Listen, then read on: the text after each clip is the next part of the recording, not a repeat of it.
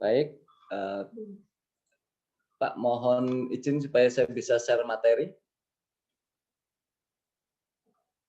Terima kasih. Assalamualaikum warahmatullahi wabarakatuh. Selamat sore. Om Swastiastu. Namo Buddhaya.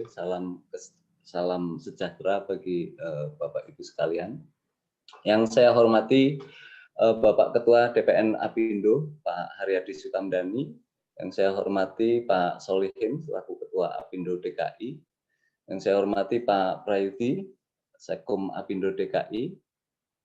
Yang saya hormati narasumber Pak Aloysius Budi dan moderator Pak Alfian Dhani. Terima kasih atas kesempatan yang diberikan kepada saya untuk ikut berdiskusi dalam acara ini terkait Undang-Undang Cipta Kerja, khususnya klaster ketenaga kerjaan. Jadi Bapak Ibu sekalian, untuk mempersingkat waktu, saya akan langsung bicara tentang apa yang saya pahami dari sisi praktisi tentunya ya. Nah, sebenarnya ketika kita membahas atau membicarakan Undang-Undang Ketenagakerjaan itu tidak mudah, tidak bisa dengan cara hanya membandingkan atau mendudukkan undang-undang yang lama dengan undang-undang yang baru. Jadi perlu dipahami Bapak Ibu sekalian bahwasanya Undang-Undang Ketenagakerjaan dan Undang-Undang Cipta Kerja itu ada persoalan, itu benar. Dalam pemahaman saya selama ini persoalan yang muncul itu ada dua, yaitu persoalan implementasi dan persoalan norma. Persoalan implementasinya itu terletak di mana? Jadi ada persoalan implementasi terkait masalah ketidakmampuan dan masalah ketidakmauan. Nah, ini juga harus sedikit saya sampaikan. Apa sih yang dimaksud persoalan ketidakmampuan? Jadi Undang-Undang Ketenagakerjaan kita itu tidak membedakan kemampuan finansial antara perusahaan besar, perusahaan menengah dengan perusahaan kecil. Semuanya disamaratakan, kemudian diberikan satu kewajiban hukum yang sama. Ini yang kemudian saya pahami sebagai persoalan ketidakmampuan. Persoalan yang kedua adalah persoalan ketidakmauan dalam implementasi. Jadi perusahaannya mampu tapi tidak mau menjalankan ketentuan Undang-Undang Ketenagakerjaan. Nah, ini kalau dari sisi implementasinya. Lalu kalau dari persoalan norma yang saya pahami dengan adanya masalah ketidakmampuan dan ketidakmauan itu, ini persoalan norma terjadi karena hubungan kerja yang dikonsepkan oleh Undang-Undang Ketenagakerjaan itu tidak membedakan kemampuan finansial pengusaha. Di negara kita ada pengusaha besar, ada pengusaha menengah, ada pengusaha kecil. Tapi mereka disamaratakan dengan satu kewajiban yang sama. Nah, ini yang menjadi persoalan sebenarnya. Namun dalam Undang-Undang Ciptaker kita sudah mulai bisa melihat adanya perbedaan kewajiban dari pengusaha mikro kecil kepada pekerja, yang ini tentunya menjadi harapan besar bagi saya pribadi untuk melihat perkembangan dari pengusaha-pengusaha UMK setelah nanti diundangkannya Undang-Undang Cipta Kerja ini. Kemudian yang menarik lagi, dengan adanya Undang-Undang Cipta Kerja, khususnya klaster ketenagakerjaan, relasinya seperti apa sih dengan Undang-Undang Ketenagakerjaan? Itu yang pastinya menjadi satu pertanyaan yang bikin penasaran. Terus kemudian dengan PKB dan PP yang ada itu seperti apa? Relasi dengan pekerja bagaimana? Dan relasi dengan pengusaha juga seperti apa? Mungkin saya bisa sampaikan bahwa adanya Undang-Undang Cipta Kerja ini, ketika kita melihat relasinya dengan Undang-Undang Ketenagakerjaan, posisinya atau kapasitasnya adalah hanya mengubah, menghapus, atau menetapkan peraturan baru. Itu relasi antara Undang-Undang Cipta Kerja dengan Undang-Undang Ketenagakerjaan. Jadi Undang-Undang Cipta Kerja itu merupakan bagian yang tidak terpisahkan dari Undang-Undang Ketenagakerjaan. Itu yang pertama kalau bicara relasi Undang-Undang Ciptaker dengan Undang-Undang Ketenagakerjaan yang 13/2003. Lalu dengan pekerja seperti apa? Nah, relasi dengan pekerja itu tentunya undang-undang yang mengatur ketentuan-ketentuan yang baru ini itu tidak bisa diterapkan sepenuhnya kepada pekerja yang mempunyai hubungan kerja dengan dasar Undang-Undang 13/2003. Sehingga tidak berlaku untuk pekerja yang sudah bekerja sebelum Undang-Undang Ciptaker diundangkan. Itu relasi yang dengan pekerja. Lalu relasi dengan peraturan perusahaan atau PKB bagaimana? Undang-Undang Ciptaker tidak dapat mengurangi atau menurunkan ketentuan benefit yang sudah diatur sebelumnya di dalam PPPKB. Nah, ini juga harus dipahami. Jadi bahwa dengan adanya Undang-Undang Ciptaker itu tidak serta-merta kemudian mengubah ketentuan-ketentuan yang sudah ada, karena Undang-Undang Ciptaker itu merupakan bagian tidak terpisahkan dari Undang-Undang Ketenagakerjaan, dan Undang-Undang Ketenagakerjaan saat ini masih eksis. Jadi harus memiliki pemahaman terhadap keduanya tersebut.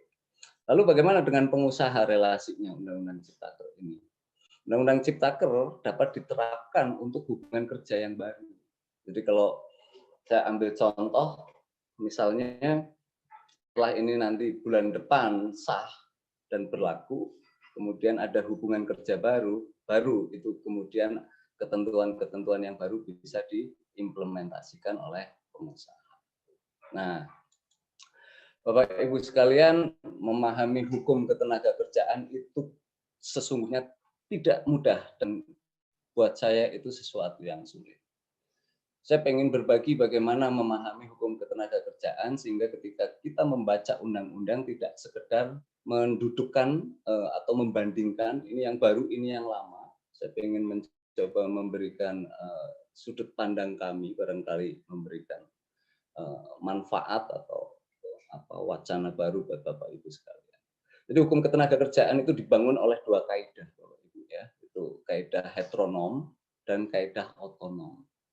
Kaidah heteronom itu seperti contohnya Undang-Undang Ketenagakerjaan, Undang-Undang Cipta Kerja, peraturan pemerintah, peraturan menteri atau yang lainnya itu disebut sebagai kaidah heteronom.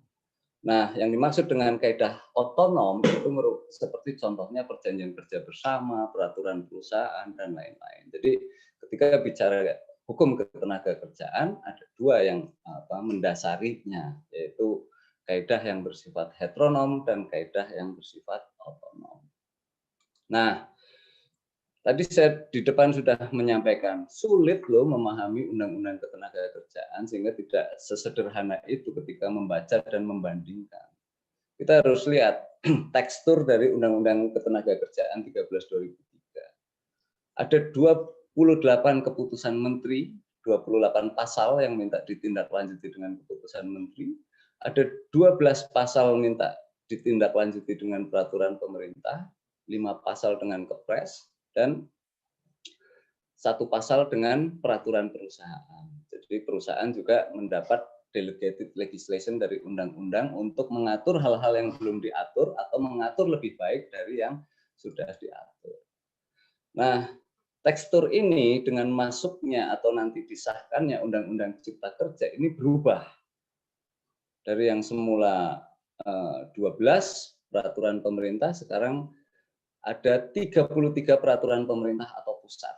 Ada 16 keputusan menteri, ada 3 Kepres, ada 1 peraturan perusahaan yang didelegasikan kepada pengusaha. Objektifnya apa sih yang ingin saya sampaikan? Saya ingin sampaikan bahwa dari adanya delegasi legislasi kepada pemerintah, pembuat undang-undang sejatinya itu sudah sangat besar hati dalam artian menyatakan, hai aku ini nggak lengkap, lengkapilah aku, ya kan?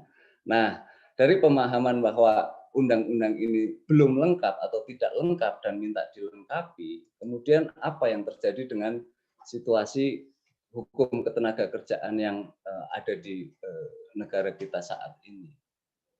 Akhirnya yang terjadi adalah ketidaksesuaian. Ya, kita harus paham ada banyak ketidaksesuaian antara penerapan atau tindak lanjut dari pelaksanaan undang-undang tersebut. Saya ambil contoh, Undang-Undang 13/2003, kalau dibaca hanya undang-undangnya saja tanpa membaca putusan MK, itu pasti keliru. Membaca Undang-Undang Ketenagakerjaan, tidak membaca Permen atau Kepmen, itu pasti juga nggak akan selesai. Kemudian tidak membaca PKB, tidak membaca perjanjian kerja, tidak mau melihat best practice, tidak mau melihat putusan Mahkamah Agung, tidak mau melihat surat edaran Mahkamah Agung, tentunya itu tidak akan memperoleh pemahaman dari hukum ketenagakerjaan yang sesungguhnya. Objektifnya apa? Saya akan mengatakan bahwa tidak mudah untuk memahami hukum ketenagakerjaan. Pertama, masing-masing lembaga masih saling menggunakan pemahamannya sendiri-sendiri. Ya, saya ambil contoh ini, ada SEMA, ada Kepres, ada keputusan menteri yang kadang ini berhadapan antara satu dengan yang lainnya, antara yang satu dengan yang lainnya tidak sesuai, atau PP dan PKB yang tidak sesuai dengan peraturan-peraturan yang ada. Nah, itu contoh-contoh dari ketidaksesuaian itu. Jadi kalau saya gambarkan, saya andaikan ketika Undang-Undang Cipta Kerja dan Undang-Undang Ketenagakerjaan sebagai satu loyang pisah, itu Undang-Undang Ketenagakerjaan dan Undang-Undang Cipta Kerja itu hanya setengahnya saja. Selebihnya apa? Masih ada aturan-aturan di luar, masih ada best practice, ada konstruksi-konstruksi hukum dari Pengadilan Hubungan Industrial, dari Mahkamah Agung, yang dari Mahkamah Konstitusi, dari best practice pengusaha, yang itu juga harus kita pahami bersama. Karena kita bisa memahami hukum ketenagakerjaan kalau kita memahaminya secara utuh. Ya, ini seperti di sini. Hukum ketenagakerjaan harus dipahami seperti itu. Persoalan muncul juga ketika terjadi perbedaan sudut pandang dalam memahami hukum ketenagakerjaan. Itu yang makanya kerap kali terjadi adanya perselisihan hubungan industrial antara pengusaha dan pekerja. Jadi Bapak Ibu sekalian, dalam memahami hukum itu tidak hanya sekedar membandingkan aturan yang lama dengan aturan yang baru atau dua aturan kemudian dijejerkan. Cara pandang dari Bapak Ibu sekalian juga sangat mempengaruhi ketika ingin memahami satu ketentuan undang-undang. Ada satu buku yang menuliskan, itu bukunya Denzin, Guba, dan Lincoln. Itu mereka membagi ada 4 cara pandang. Pertama, cara pandang yang positivis, dia melihat hukum apa adanya. Jadi kalau tertulis A akan dikatakan A. Ada cara pandang yang melihat A, kemudian dibacanya atau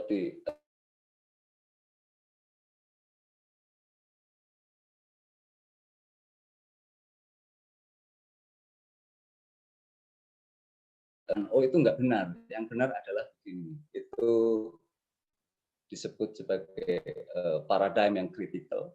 Kemudian ada yang konstruktivisme juga, yang melihat oh ini aturan hukumnya begini, oh ini putusan Mahkamah Konstitusi begini, oh ini undang-undang BPJS seperti ini, best practice seperti ini. Mereka tidak disalahpahami. Nah, dari pemahaman itulah kemudian lahir satu pemahaman baru. Nah, situasi hukum ketenagakerjaan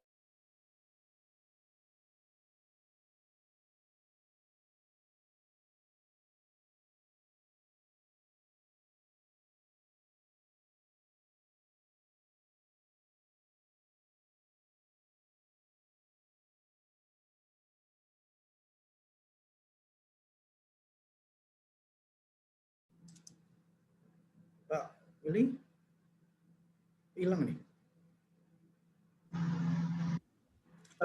Terputus Pak Willy.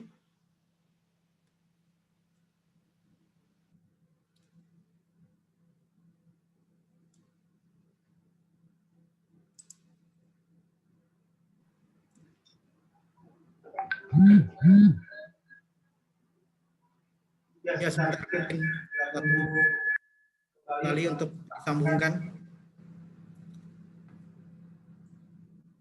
Sudah bisa.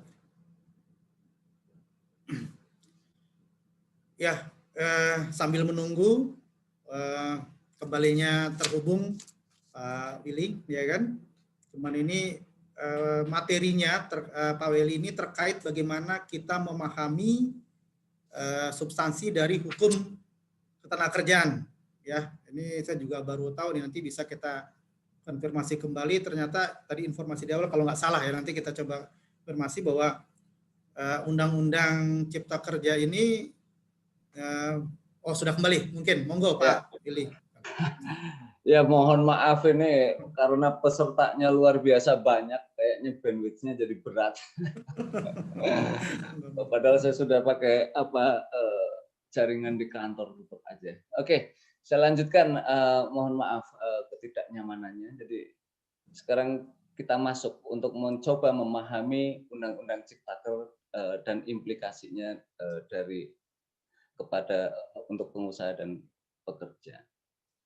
Saat ini Undang-Undang Ciptaker mengatur bahwa tidak ada lagi jangka waktu, kemudian tidak ada lagi metode perpanjangan dan pembaharuan PKWT. Hal ini tidak berarti PKWT itu bisa menjadi terus-menerus. Saya mencoba membuat satu simulasi atau pemahaman secara praktis ya, dari sisi praktisi. Nantinya dengan hilangnya metode perpanjangan dan pembaharuan yang terjadi itu akan seperti ini. Kalau UUK sebelumnya itu 2 tahun plus 1 plus perpanjangan, terus kemudian plus 2 tahun pembaharuan jadi 5 tahun. Ini hanya sekedar contoh sederhana untuk memudahkan. Nah, hilangnya ketentuan ini yang akan terjadi bisa jadi 2 tahun plus 1 plus 1 plus 1 sehingga mencapai 5 tahun. Artinya apa? Perpanjangan bisa dilakukan berulang-ulang, hanya saja tidak kemudian secara terus-menerus. Nah, ini pemahaman implikasi nanti ketika ketentuan pasal 59 yang diatur yang baru itu akan diterapkan. Itu dari sisi saya selaku praktisi. Kemudian ada perluasan jenis dan sifat pekerjaan yang diatur di dalam Undang-Undang Ciptaker. Ini terkait dengan kegiatan yang bersifat tidak tetap. Jadi saya melihat ini nanti akan diimplementasikan atau untuk memfasilitasi perusahaan-perusahaan yang bekerja berdasarkan order. Jadi misalnya perusahaan kontraktor yang itu belum tentu setiap tahun dapat proyek atau proyeknya benar-benar berdasarkan pekerjaan yang waktunya tidak tetap, atau ada di satu perusahaan yang pekerjaannya kadang ada, kadang tidak ada karena mengikuti permintaan atau yang lain. Nah, tapi saya melihat pasal 59 ayat 1E ini nantinya akan memfasilitasi hal tersebut. Kemudian yang menarik juga ada kompensasi pengakhiran kontrak sesuai masa kerja. Nah, ini yang sebelumnya tidak pernah ada di dalam Undang-Undang Ketenagakerjaan. Sekarang ada perlindungan bagi karyawan kontrak. Pengakhiran kontrak sebelum masa berlakunya itu juga masih ada aturannya, sehingga tidak benar kalau kemudian dianggap banyak yang hilang. Jadi malah yang ada adalah tambah. Ini untuk perjanjian kerja waktu tertentu yang direct artinya antara pengusaha langsung dengan pekerja. Karena nanti supaya lebih memudahkan, saya menggunakan istilah PKWT yang direct. Nah, jadi jangka waktu untuk PKWT ini nanti disebutkan di pasal 56 ayat 3 itu bisa didasarkan antara kesepakatan dengan pengusaha. Nah, implementasinya ini bisa dilihat kurang lebih bisa saya bayangkan dari model-model yang seperti ini, sehingga tetap saja ada batasan, sehingga pekerja nggak perlu khawatir bahwa wah saya berarti bisa 10 tahun atau 15 tahun itu menjadi karyawan kontrak. Tetap tidak bisa karena ada batasan dari jenis dan sifat pekerjaan. Yang hilang itu hanya metode perpanjangan dan pembaharuan. Nah, sehingga nanti teman-teman pengusaha ketika mau mengimplementasikan itu juga harus memperhatikan hal ini. Kalau dulu perpanjangan lebih dari 1 kali, udah berubah statusnya menjadi PKWTT. Nah, sekarang tidak. Tapi bukan berarti itu bisa terus-menerus, 14. Sehingga ini juga sesuatu yang harus dipahami. Nah, berikutnya tadi saya menyampaikan bahwa masing-masing membuat konstruksinya sendiri-sendiri. Mahkamah Agung bikin konstruksinya sendiri,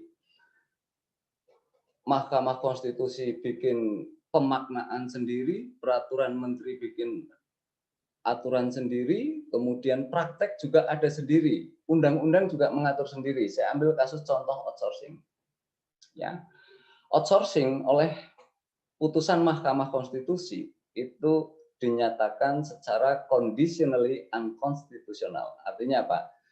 Bertentangan dengan Undang-Undang Dasar kalau tidak memenuhi syarat. Ada dua syarat yang diatur oleh Mahkamah Konstitusi saat itu. Yang pertama, karyawan outsourcing itu harus karyawan tetap, atau kalau dia karyawan kontrak, maka dia harus diterapkan 2P atau Transfer of Undertaking Protection of Employment. Nah, itu yang kemudian menjadi syarat supaya kegiatan outsourcing tidak bertentangan dengan Undang-Undang Ketenagakerjaan.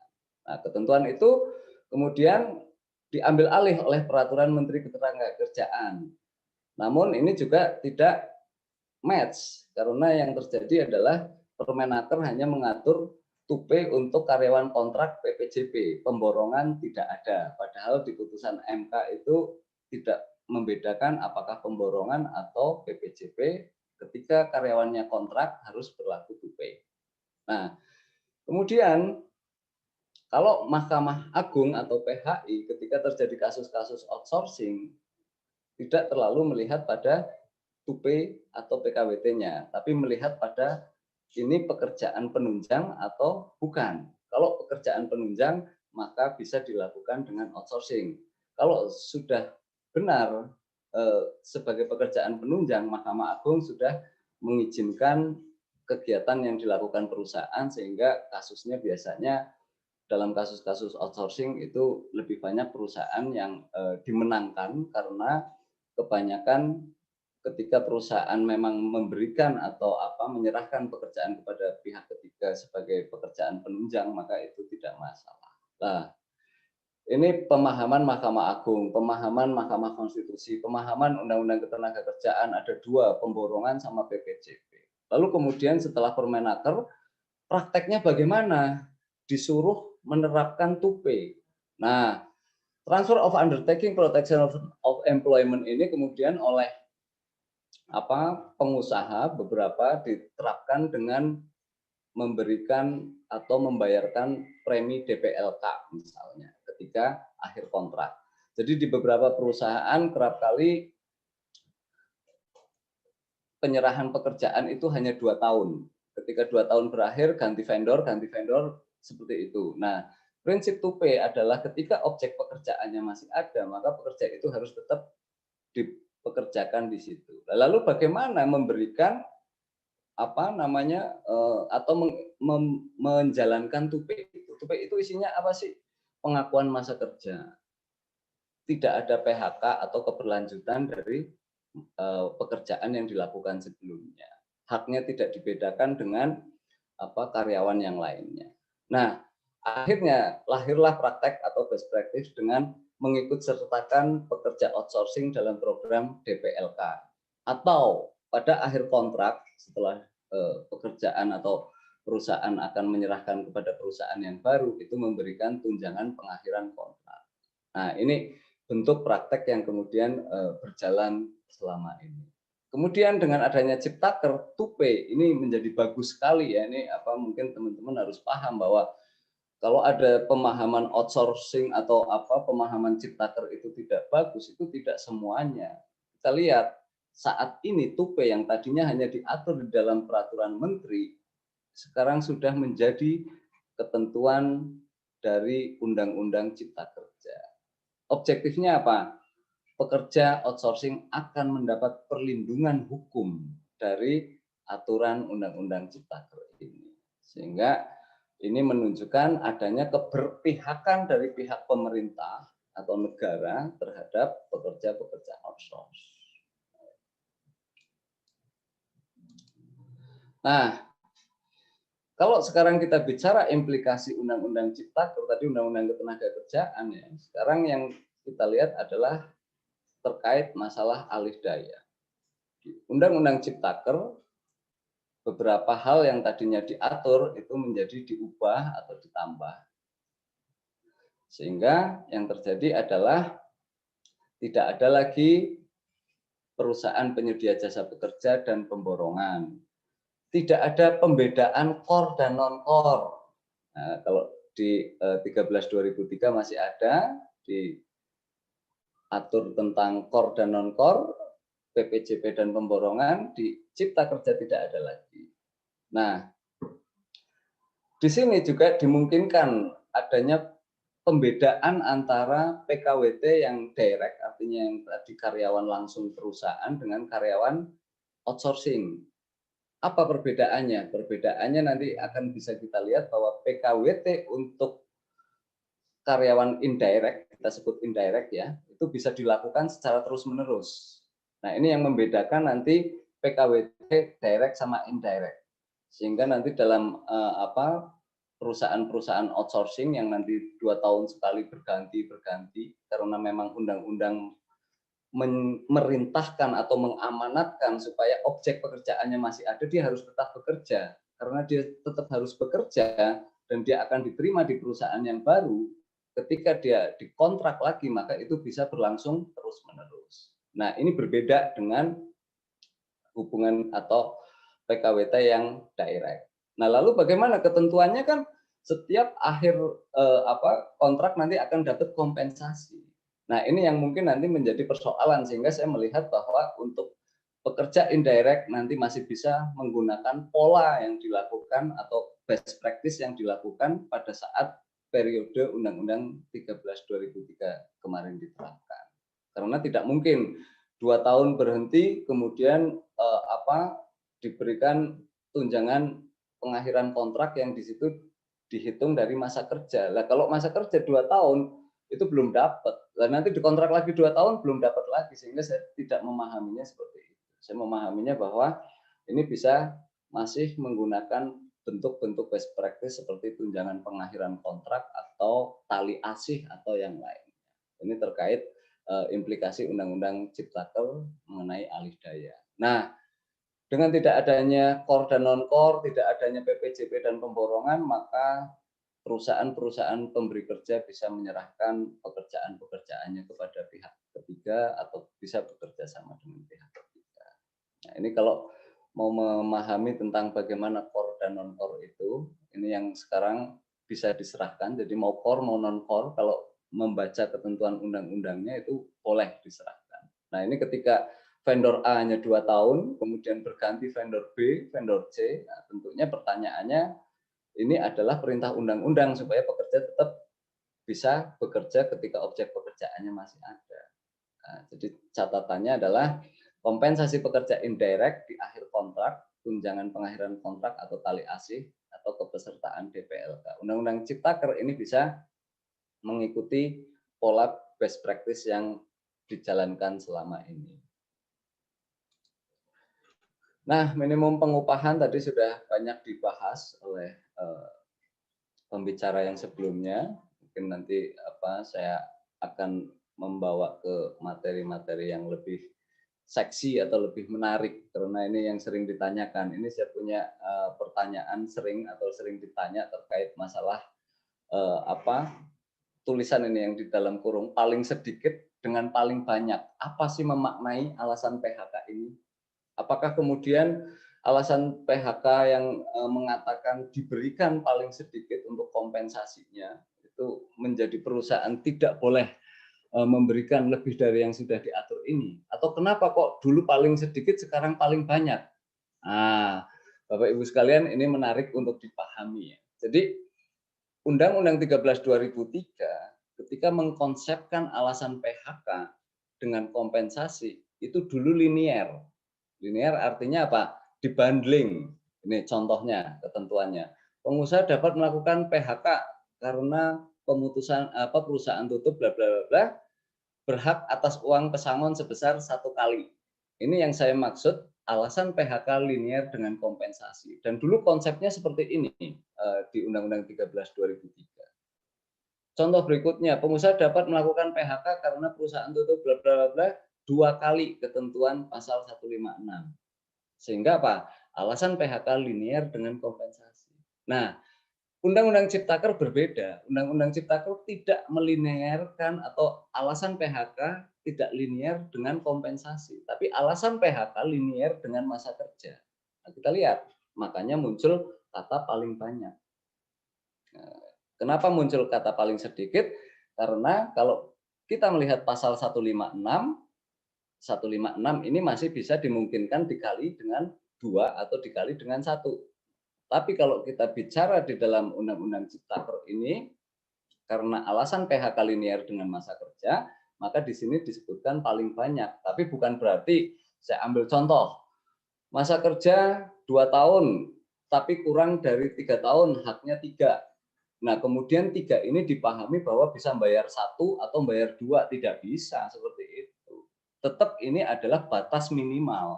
Sehingga kalau masa kerjanya 3 tahun, dan haknya adalah 3 bulan, berarti ya harus diberikan 3 bulan, bukan memaknai paling banyak itu menjadi itu sebagai titik tertinggi. Yang harus diingat atau dipahami, hakikatnya dari aturan undang-undang ini tetap bersifat minimal. Itulah yang menyebabkan adanya pembeda antara paling banyak dan paling sedikit. Nah, kompensasi UUK dan Ciptaker ini saya sudah sebutkan itu bersifat minimal.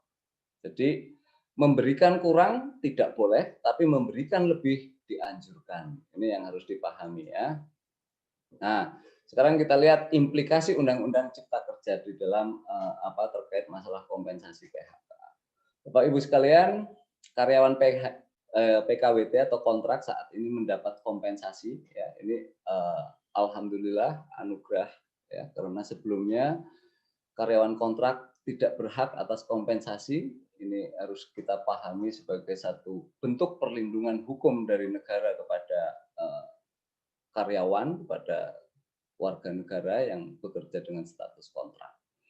Nah, kemudian kita juga harus melihat bahwa untuk masa kerja yang diatur di dalam Undang-Undang Ciptaker saat ini kalau diperhitungkan secara keseluruhan, pesangon itu 9, jadi tidak berubah dari Undang-Undang 13 yang lama, tetap 9 ya untuk pesangonnya.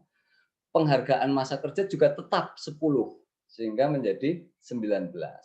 Nah, memang ada yang hilang, apa? Uang penggantian hak pengobatan dan perumahan yang 15% dikalikan dari pesangon dan penghargaan masa kerja. Namun walaupun itu hilang, harus dipahami ada tambahan di dalam Undang-Undang Ciptaker berupa benefit jaminan kehilangan pekerjaan selama 6 bulan. Nanti saya sudah buat simulasi pada PPT berikutnya sehingga kita bisa mencoba membandingkan apakah benar Undang-Undang Ciptaker ini merugikan pekerja atau justru sebaliknya, kita akan lihat. Nah, untuk pengusaha, kompensasi PHK Undang-Undang Ciptaker hanya dapat berlaku untuk hubungan kerja baru. Nah, ini harus diingat ya teman-teman pengusaha. Jadi ketentuan PHK yang diatur di dalam Undang-Undang Cipta Kerja ini belum bisa diterapkan untuk pekerja-pekerja yang hubungan kerjanya didasarkan pada Undang-Undang 13 2003. Jadi ini berlakunya ke depan untuk hubungan kerja yang baru, sehingga teman-teman pekerja yang sekarang sedang bekerja atau masih bekerja tidak perlu khawatir dengan Undang-Undang Cipta Kerja ini. Nah, untuk kompensasi pekerja ini tadi sudah disebutkan, jadi kompensasi Undang-Undang Cipta Kerja tidak berlaku untuk pekerja yang sudah bekerja sebelum Undang-Undang Cipta Kerja diundangkan. Dalam hal perusahaan sudah memiliki peraturan perusahaan atau PKP. Nah, ini saya pasti yang Bapak Ibu juga tunggu-tunggu. Ayo, benar enggak yang tadi saya sampaikan? Kita simulasikan. Saya membuat kasus yang sederhana aja lah, gampang aja, mudah ya.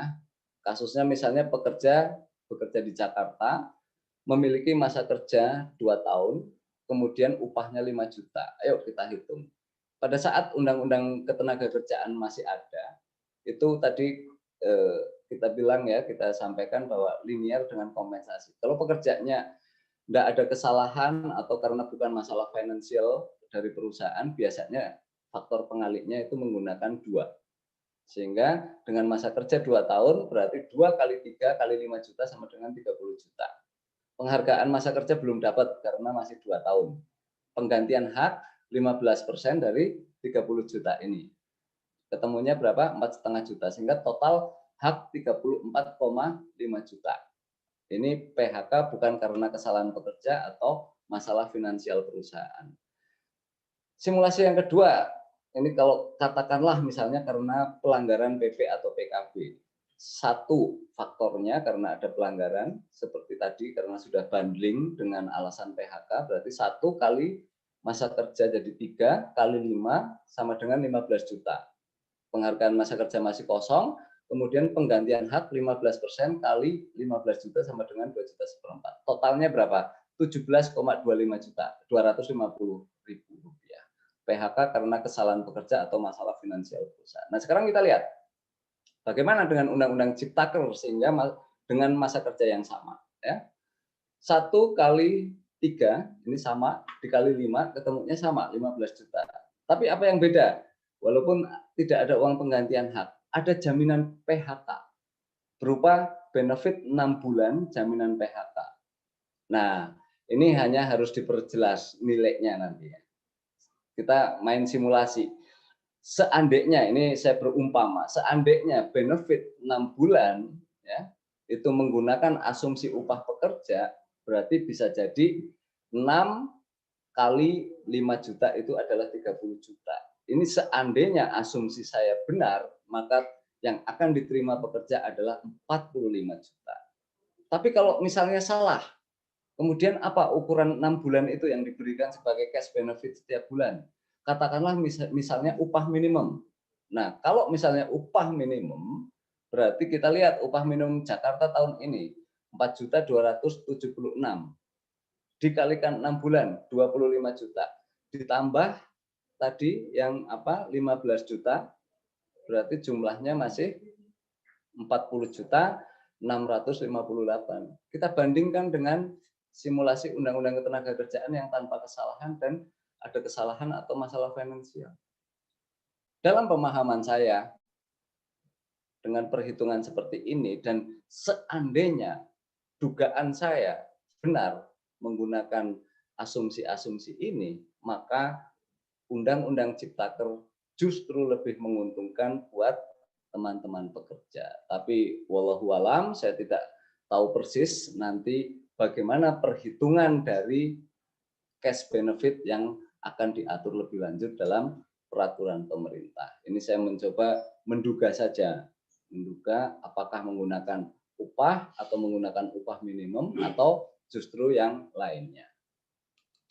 Karena memang kita juga sama-sama belum tahu. Nah, Bapak Ibu sekalian, sulitnya lagi memahami Undang-Undang Ketenagakerjaan yang tidak bisa dijejer-jejerkan lama dengan baru. Saya ambil contoh, upah proses. Ketentuan upah proses juga diatur di dalam Undang-Undang Cipta Kerja. Ya.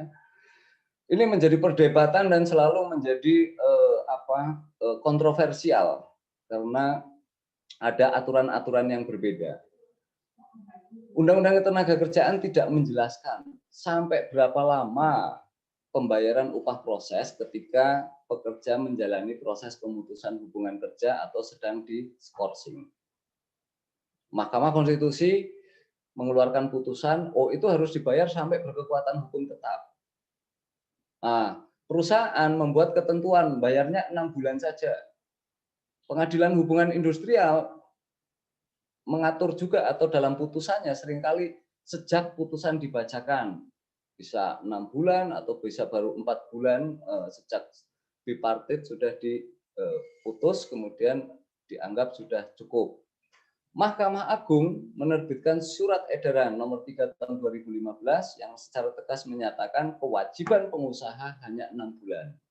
Nah, ini tentunya selalu menjadi pertentangan karena putusan MK benar, tapi ada surat edaran Mahkamah Agung, tapi ada PKB, ada putusan PHI. Lah undang-undang ketenaga kerjaannya nggak ngatur. Lah ini bingung yang menerapkan ini dalam praktek.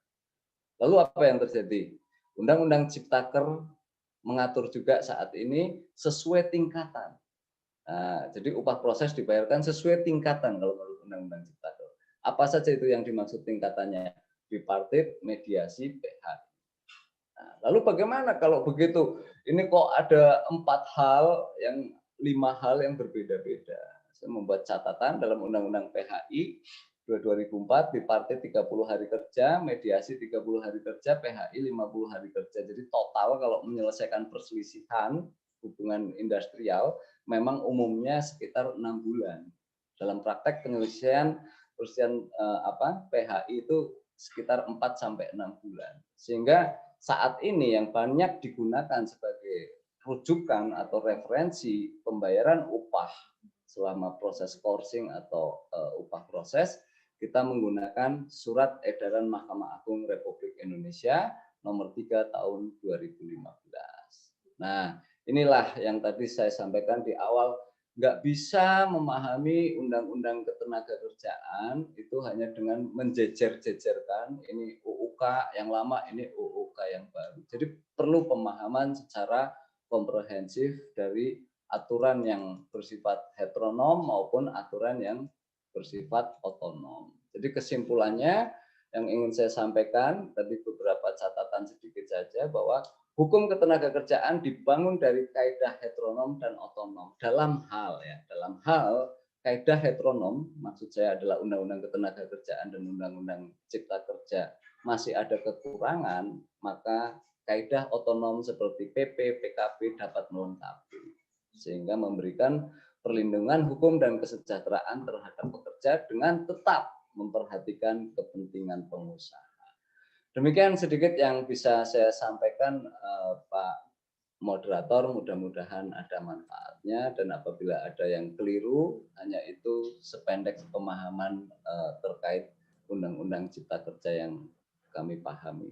Terima kasih. Wassalamualaikum warahmatullahi wabarakatuh.